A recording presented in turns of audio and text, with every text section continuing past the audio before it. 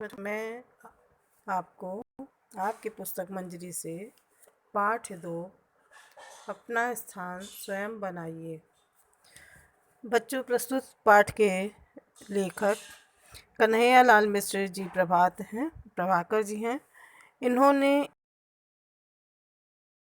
इस आप सभी को कर्मठ और सदाचारी बनने की प्रेरणा दी है। आपको हमेशा सदाचारी रहना चाहिए और अपने कर्तव्य के प्रति अडिग रहना चाहिए। चलिए शुरू करते हैं पाठ। अपना स्थान स्वयं बनाइए। एक दिन राजा ने अपने मंत्री से कहा कि मुझे अपने लिए एक आदमी की ज़रूरत है। कोई तुम्हारी निगाह में हो तो उसे जांच परख कर ले आना। मंत्री ने कहा ठीक है, और बहुत दिनों तक जांच पड़ताल के बाद मंत्री जी को एक युवक जचा। उसने उस युवक को की नौकरी छुड़वाकर और उन्नति का आश्वासन देकर राजा के सामने प्रस्तुत किया। बहुत देर तक तो राजा को अपनी बात याद नहीं आई। बाद में बोले, हाँ, उस समय शायद कोई बात मेरे मन में रही होगी तो मैंने तुमसे कह दिया होगा, लेकिन अब मुझे जरूरत नहीं है। मंत्री ने कहा कि हुजूर, मैंने इसे हजारों में से छांट कर लाया है और इसकी बढ़िया नौकरी भी छुड़वा दी है। राजा ने बहुत सोच समझ कर कहा कि ठीक है, इस समय कोई काम नहीं है, पर तुम कह रहे हो तो हम इसे अपने दफ्तर में चपरासी पद पर रख लेते हैं। वेतन 15 रुपये मिलेगा। मंत्री को बहुत बुरा लगा, पर युवक ने कहा कि ठीक है, मेरे लिए सबसे बड़ा काम वेतन, और मुझे उससे भी बढ़कर काम यह लगा कि मुझे राजा की सेवा करने का मौका मिलेगा। यह कहकर उस नौकर ने राजा के यहाँ चपरासी पद पर नौकरी कर ली। मंत्री जब उसे दफ्तर में छोड़ने गया तो उस दफ्तर का बहुत बुरा हाल था, क्योंकि राजा वहाँ न कभी जाता था और न कोई वहाँ पर काम देखते थे। यह देख मंत्री बहुत दुखी हुए, परंतु वह युवक इतना होने पर भी बहुत खुश था। उसने अपना स्थान दिलाने के लिए मंत्री जी को के प्रति कृतज्ञता प्रकट की। बच्चों, कृतज्ञ मीन्स उपकार को मानने वाला। तो कृतज्ञता मतलब उनके प्रति आभार प्रकट किया जो उन्होंने ऐसी नौकरी दिलाई। युवक ने लगातार कई दिनों तक उस दफ्तर को साफ किया, शाही दफ्तर का रूप दे दिया। उस दफ्तर में एक छोटी सी कोठरी थी। युवक ने उसकी जांच पड़ताल की तो पता चला कि कई सालों में बादशाह के पास जो निजी पत्र आए थे, उनके लिफाफों का ढेर उस कोठरी में है। उनमें से बहुत से लिफाफों पर सोने की पच्चीकारी थी और रत्न भी जड़े थे।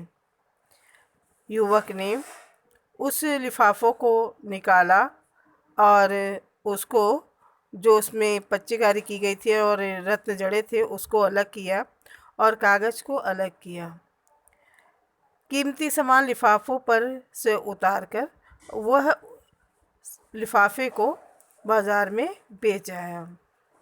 सामान बेचकर उसे कई हजार रुपए मिले। कुछ रुपए तो उसने दफ्तर में बढ़िया फर्नीचर और चित्र आदि लगाने में खर्च कर दिए और बाकी सरकारी खजाने में जमा कर दिया।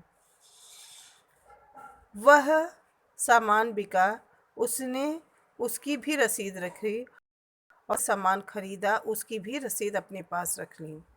तो कुछ बच्चों चुगलखोर होते हैं कि लोगों के अच्छे अच्छे काम को देख नहीं सकते। उनका काम होता है ये आदमी अच्छा काम कैसे कर रहा है, इसको नीचा दिखाया जाए, क्योंकि वो तो खुद चोर रहते हैं। चुगलखोरी के अपनी चोरी पकड़े जाने का डर भी रहता है।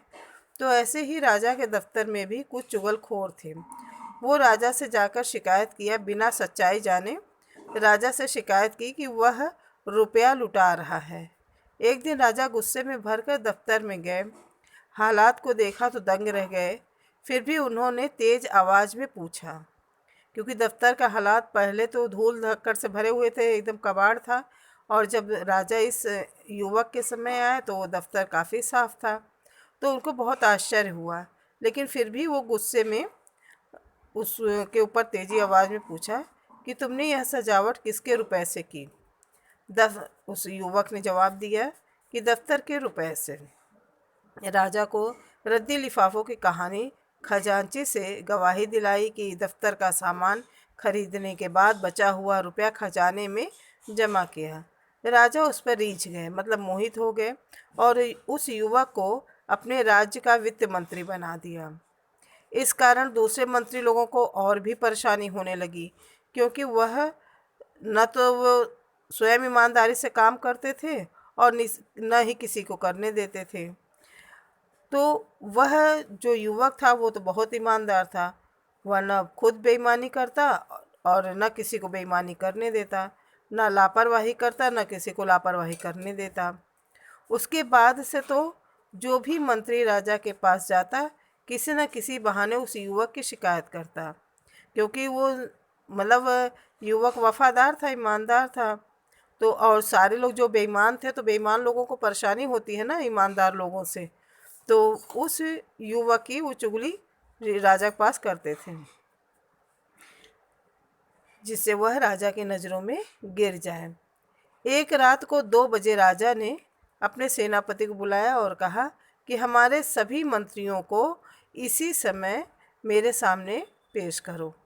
वो जिस भी हालात में हो, अगर सोया हुआ है तो सोते हुए, नशे में हो तो नशे में, जिस भी हालात में हो उसी तरह मेरे सामने पेश करो। सभी करीब 1 घंटे के भीतर सभी मंत्री महल के एक बड़े से कमरे में आ गए। राजा ने देखा कि 8 में से 7 मंत्री नशे में थे। उनमें से कुछ जुआ खेल रहे थे। वित्त मंत्री भी बनियान पहने एक चौकी पर बैठे दिए और रोशनी में कोई कागज देख रहे थे। वित्त मंत्री बेटा वही है जो युवक नया चपरासी पद पर आया था। सभी मंत्री बहुत लज्जित हुए। तब राजा ने वित्त मंत्री से पूछा, जनाब, रात में 2 बजे किस कागज में उलझे हुए हैं? उसने उत्तर दिया, हुजूर, दूर के इलाके से इस साल का जो राज कराया था, पिछले साल से 1 पैसा कम है। बार बार देख रहा था कि जोड़ में भूल है या सचमुच पैसा कम है। राजा ने अपने जेब से 1 पैसा फेंक कर कहा, लो, अब हिसाब ठीक कर दो और जाओ आराम करो। वित्त मंत्री ने विनम्रता के साथ कहा कि हुजूर, पैसा तो मैं भी डाल सकता था, पर यदि पैसा कम है और उसके लिए पूछताछ न हुई तो इससे अफसरों में ढील और बेईमानी पैदा होगी। उसकी बात सुनकर राजा बहुत खुश हुए और उन्होंने उस युवक को राज्य का प्रधानमंत्री बना दिया। बच्चों, ये होता है कर्म।